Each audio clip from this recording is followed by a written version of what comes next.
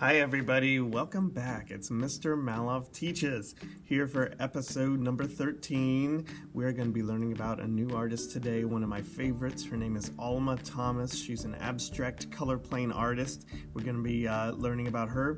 I'm also going to show you how to draw some things from nature.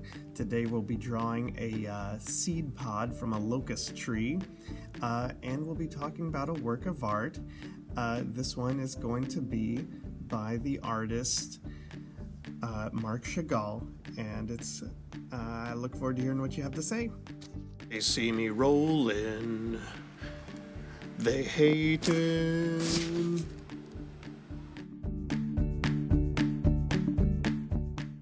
When I start a sketch, I will press very softly, trying to make sure that I have just the right lines before I start to add any of the harder shadows or outlines. This twisty seed pod has a lot of variety of different lighter and darker values, from the darker shadows underneath that I'm adding now, to the softer tones where the light is hitting it, to the medium tones on the side. The deep shadow on the table is probably the darkest value. I will continue to check to make sure that the line is correct and that I haven't forgot anything. I'm going to draw non-stop for 5 minutes. These seed pods are pretty common. I believe it's a locust tree.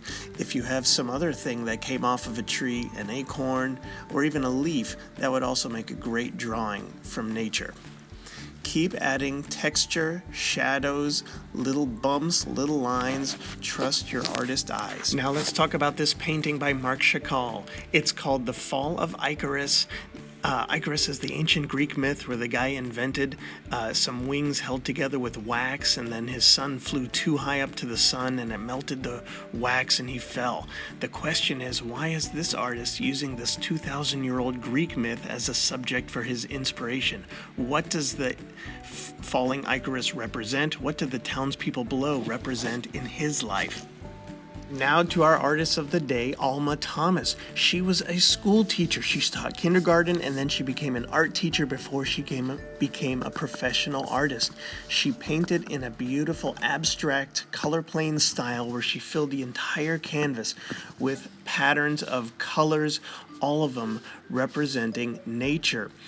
This painting, inspired by a beautiful garden, was hanging up in the White House while Obama was president.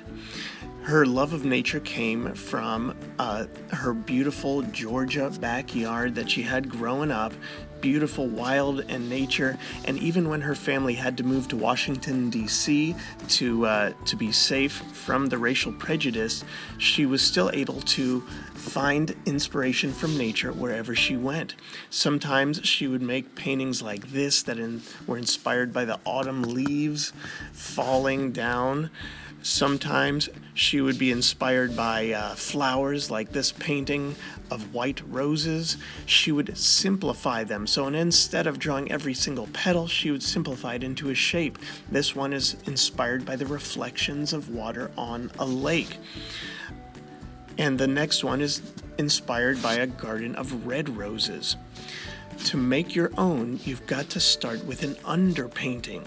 Underneath this red roses, you might see some yellow spots. That's how I want you to start, is with the underpainting. You can do this with paint, or if you don't have paint, do it with crayons.